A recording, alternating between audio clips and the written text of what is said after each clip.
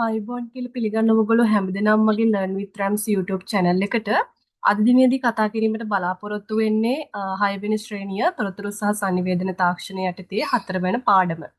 යෙදුම් මෘදුකාංග භාවිතය සඳහා මූසිකය හා යතුරු පුරුව යොදා ගැනීම යන පාඩම. මුලින්ම අපි යෙදුම් මෘදුකාංගයක් කියන්නේ මොකක්ද කියන එක හඳුනා ගැනීමු. සාමාන්‍යයෙන් දුවේ පුතේ පරිගණකෙන් විවිධ වූ කාර්යයන් සඳහා අපි භාවිතා කරනෝනේ.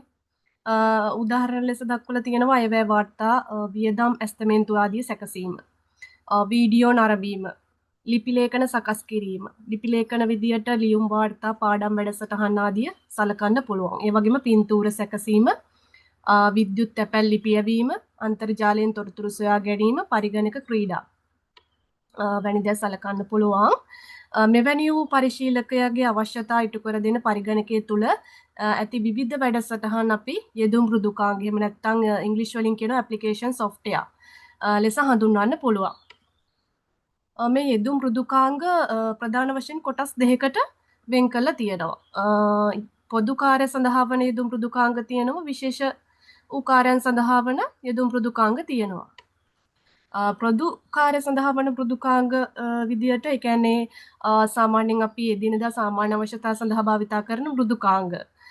ලිපි ලේඛන සැකසීම සඳහා අපි භාවිතා කරන වදන් සැකසුම් මෘදුකාංගය යොදා ගන්නවා.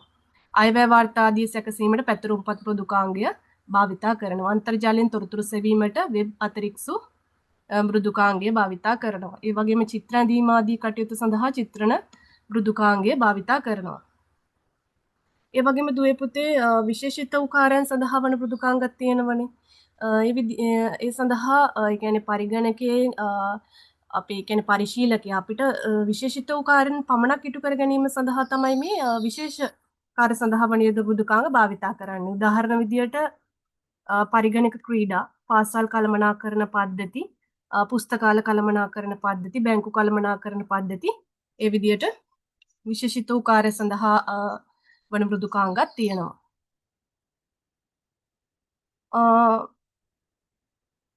ඊළඟට අපි යමු යෙදුම් මෘදුකාංග භාවිතය සඳහා අවශ්‍ය වන මූලික මෙවලම් මොනවද කියලා. සාමාන්‍යයෙන් අපිට මේ මෘදුකාංගයක් භාවිතා කිරීමේදී මූලික වශයෙන්ම කීබෝඩ් එක එහෙම නැත්නම් යතුරු පුවරුව අවශ්‍ය වෙනවා, මූසිකය අවශ්‍ය වෙනවා.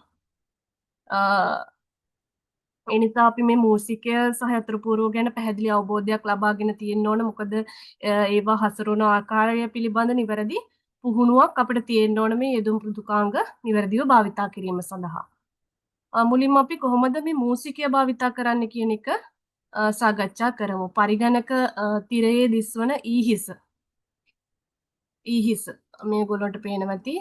මේ ඊහිස පාලනය කිරීම සඳහා මූසිකය එහා මෙහා යවීම සඳහා සිදු කළ හැකිය. එසේම ගොනු බහලුම් විවෘත කිරීම, මෙනු විවෘත කර ගැනීම, විධාන තේරීම ආදිය මූසිකයේ බොත්තම් වලින් ඉටු කරගන්න පුළුවන්.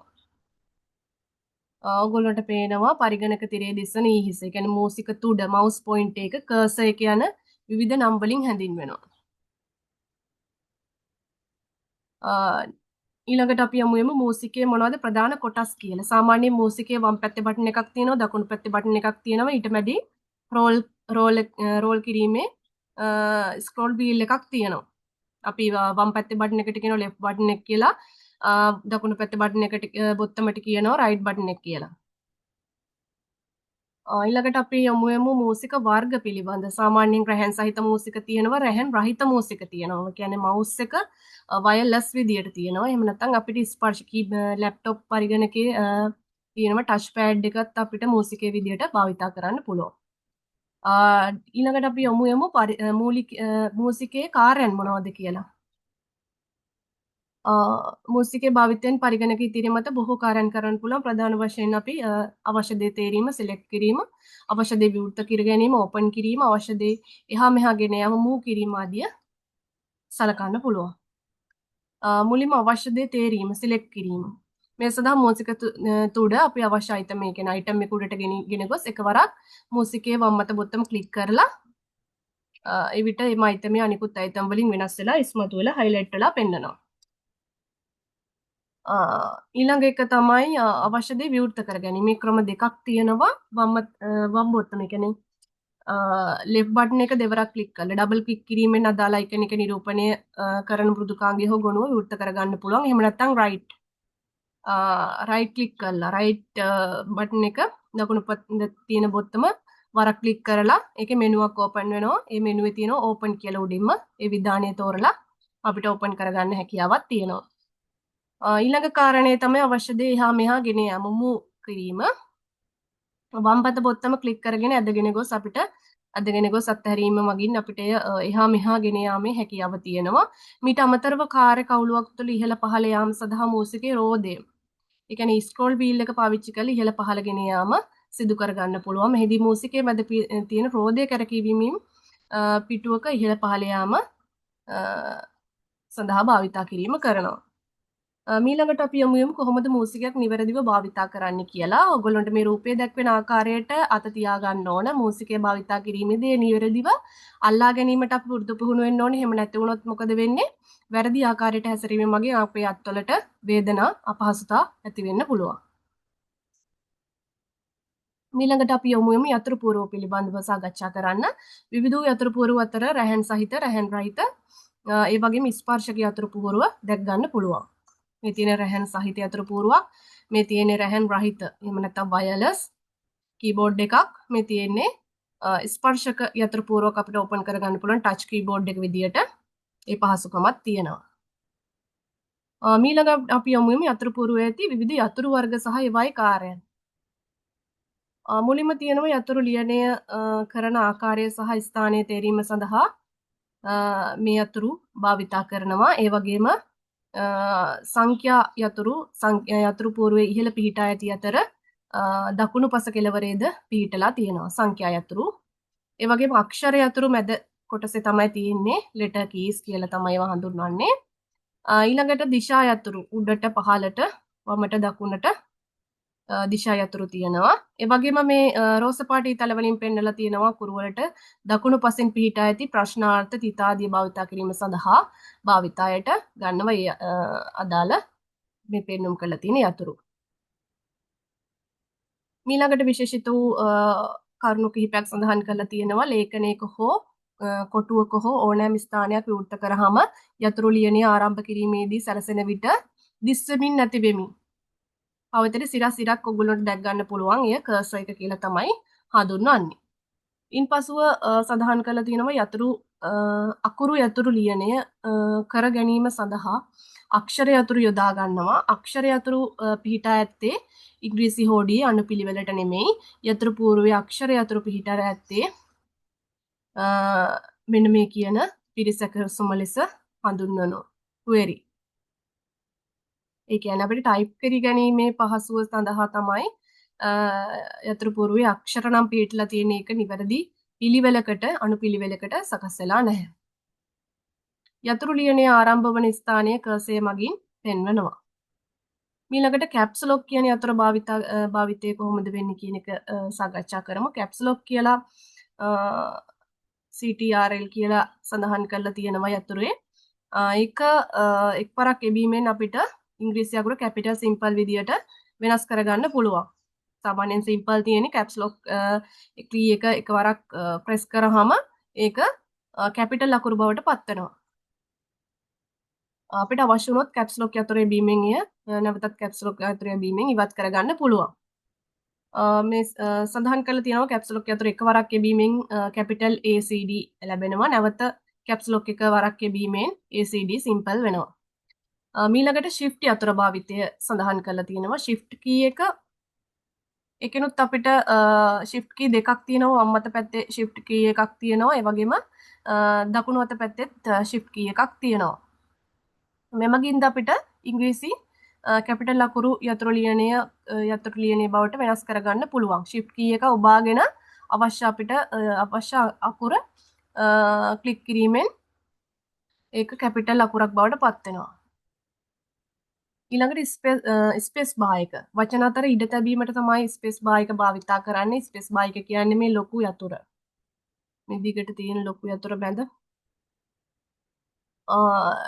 එය එක්වරක් එබීමෙන් එක හිස්තැනක්ද දෙවරක් එබීමෙන් හිස්තැන් දෙකක්ද ආදී වශයෙන් හිස්තැන් තබා ගන්න පුළුවන්. උදාහරණයක් දීලා තියෙනවා. ටැබ් යතුර භාවිතය කිරීමෙන් අර ස්පේස් බාර් එකට වඩා විශාල හිස් තැනක් තබා ගන්න අපිට අවශ්‍ය නම් එක්වරක් එබීමෙන් එක් හිස් තැනක්ද නැවත දෙවරක් එබීමෙන් හිස් තැන් දෙකක්ද ආදී වශයෙන් හිස් තැන් තබා ගන්න පුළුවන්. හරිම ලේසියෙන් ඔයගොල්ලොන්ට මේ උදාහරණේ නිවැරදිව යතුරෙන් වෙන කාර්ය නිවැරදිව දක්වලා තියෙනවා. ඒ වගේම එන්ටර් කී එක එබීමෙන් එක්වරක් එබීමෙන් කස් එක ඒ කියන්නේ පේලිය යටට ගන්න පුළුවන්.